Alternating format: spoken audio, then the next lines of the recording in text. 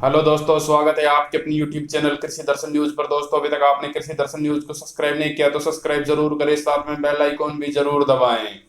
दोस्तों, 26 मार्च 2023 वार रविवार। तो आज हम विश्लेषण करेंगे कि अगले सप्ताह में क्या संभावना है सरसों के बाजारों की। तो सप्ताह की बात करें तो पिछले सप्ताह स्टेबिलिटी भाव में रही। आवक लगभग 10 लाख से लेके ऊपर में 12 लाख तक जाती हुई नजर आई। बड़ा परिवर्तन कीमतों में भी नहीं हुआ। कीमतें 56-25 से लेके 57-50 के बीच में रही और 56-50 पर लगभग जयपुर की कीमतें बंद होती हुई नजर आई।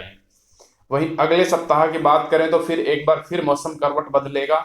29 तारीख से फिर मौसम खराब होने की संभावना, एक नया वेस्टर्न डिस्टर्बेंस भारत में आने की संभावना है, जिसकी वजह से एक बार फिर थ्रेसिंग के कार्य पर कमी देखने को मिलेगी और आवकों पर फिर लगाम लगेगी। तो सप्ताह जब शुरू होगा तो आवकों में एक वृद्धि रहेगी। हो सकता है 12 लाख के पार भी आवकें देखते हुए नजर आए। पर जैसे जैसे बारिशें फिर बढ़ें जैसे बारिशों का टाइम शुरू होगा तो आवकें फिर गिर के 10 लाख बैग के आसपास जा सकती है शनिवार के आसपास।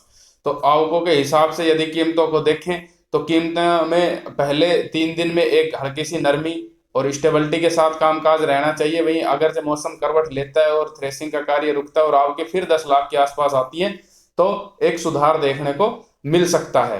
वहीं दूसरी ओर खड़ के बाजारों की बात करें तो सरसों खड़ की स्टेबिलिटी बनी हुई है। एक्सपोर्ट के पहले के सौदे थे तो 2,500 रुपए के आसपास सरसों खड़ जयपुर अभी मड़ी हुई है। इसमें कोई बड़ा परिवर्तन नहीं होएगा। बाजार यदि 10 लाख से नीचे बैठ जाएगा तो हल्का सा सुधार देखने को मिलेगा। यदि 12 लाख, 13 लाख और 14 लाख के आसपास बैग आते हैं तो सरसों खड़ की कीमतों में एक ग्राउंड और एक डाउनफॉल देखने को मिलेगा। यदि स्टॉकिस्ट, अब जो छोटे स्टॉकिस्ट है वो भी बाजारों से पीछे हटते हुए नजर आते हैं तो भी तो भी कीमतें दबकर कामकाज करती हुई नजर आएंगी खड़ की अगले सप्ताह। अब बात करें अंतरराष्ट्रीय मार्केट के हिसाब से, तो अंतरराष्ट्रीय मार्केट में बड़ी गिरावट के बावजूद भारत की सरसों के सीड के बाजारों में कोई गिरावट देखने को नहीं मिल रही है। उसकी मुख्य वजह कि मौसम का बिगड़ना और स्टॉकिस्ट का एक्टिव होना है। आगे चल के धीरे धीरे स्टॉकिस्ट कम होता हुआ नजर आएगा। अभी भी स्टॉकिस्ट थका थका सा नजर आ रहा है। पर अब यदि यहां से अंतरराष्ट्रीय मार्केट ने थोड़ा सा नेगेटिविटी दिखाई तो अब हम यहां से बड़ी गिरावट की ओर चल पड़ेंगे। बड़ी गिरावट हमारे बाजारों में बनेगी यदि अंतरराष्ट्रीय मार्केटों में बड़ी गिरावट आती है, क्योंकि अंतरराष्ट्रीय मार्केट 4,000 रिंगट की केएलसी 4200-4300 तक थी, तब भी हम यहीं थे। आवके हमारे सरसों के बाजार की स्टेबल थी और अब हम 3500 के आसपास खड़े हैं, तब भी सरसों का भाव यही है।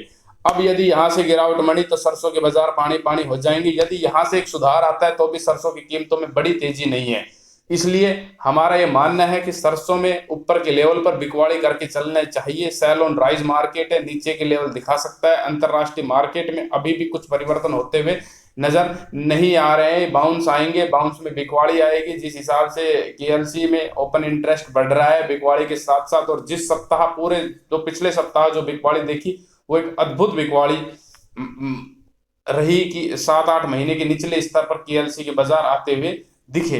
तो बिकवाड़ी करके चलना चाहिए। यदि 56-50 के हम बेस को माने आज के, तो ऊपर 5700 के आसपास बाजार मिल जाए 85 रुपए के सुधार के साथ, अगर अंतरराष्ट्रीय मार्केट ऊपर खुलती है तो इसको बेच के 5800 रुपए का स्टॉप लॉस लेके और नीचे में 5300 के आसपास के टारगेट बाजारों में तलाशने चाहिए। वहीं यदि अंतरराष्ट्रीय मार्केट में गिरावट आती है और भारत के सीड गिरेंगे, इसमें तो कोई लॉन्ग करने का तो कोई फायदा नहीं है। फिर भी यदि आपका लॉन्ग करने का विचार है 100, 150, 200 रुपए के ट्रेड के लिए, जिसमें कोई फायदा तो होता नहीं है, इतने तो खर्चे लग जाते हैं, तो इसको आप नीचे खरीद के चलें। वहीं बात करें सरसों तेल की, तो सरसों तेल में 3 रुपए की गिरावट पिछले सप्ताह प्रति किलो देखने को मिली। आगे चल के भी ये गिरावट एक्सटेंड होती हुई नजर आ सकती है। यदि ये जो पिछले सप्ताह का हाई था ये पार जब तक नहीं होता है, सरसों तेल के इस स्टॉप लॉस के साथ हर सप्ताह बिकवाड़ी करने की सलाह रहेगी। अभी बाजारों में फिलहाल कोई दम नहीं है। स्टॉप लॉस ये जो सप्ताह का हाई था सरसों तेल का, ये एक लक्ष्मण रेखा अब बाजारों की तय हो चुकी है, जिस हिसाब से अंतरराष्ट्रीय मार्केट और घरेलू बाजारों में बिकवाड़ी रही। तो फिलहाल कोई बड़ी अपेक्षा बाजारों से नहीं करके चलना चाहिए। सरसों के बाजारों से अंतरराष्ट्रीय मार्केट के साथ भारतीय बाजारों को समझा दिया। वहीं बेलारूस की बात करूं कि रसिया बेलारूस में वो कर रहा है डिप्लॉय न्यूक्लियर तो उसका बाजार पर इम्पैक्ट क्रूड ऑयल वगैरह पर थोड़ा बहुत आएगा, तो बिकवाड़ी की ओर ही रहेगा। अधिक दम वाली बात नहीं है, बेस फॉर्मेशन अभी नहीं हुई है बाजार की, और एकदम से बाजार वी शेप में यदि रिकवरी करता है तो फिर एक अलग ही माया हो जाएगी। बाकी कोई उम्मीद नहीं है इसमें। जो शॉर्ट कवरिंग आ सकती है, अधिक शॉर्ट जो है सिस्टम में, वो गेहूं के बाजारों में है। इसमें एक शॉर्ट कवरिंग, बड़ी शॉर्ट कवरिंग बन सकती है गेहूं के बाजारों में इस खबर के दम पर। बाकी इस खबर के दम पर मूंगफली और आलू में एक अच्छा सुधार आगे चल के देखने को मिल सकता है, यदि बेलारूस में इस प्रकार की कोई घटनाएं होती हैं तो। बाकी इन प्रकार की घटनाओं की संभावनाएं अभी किसी भी लिहाज से आप मानकर न चलें।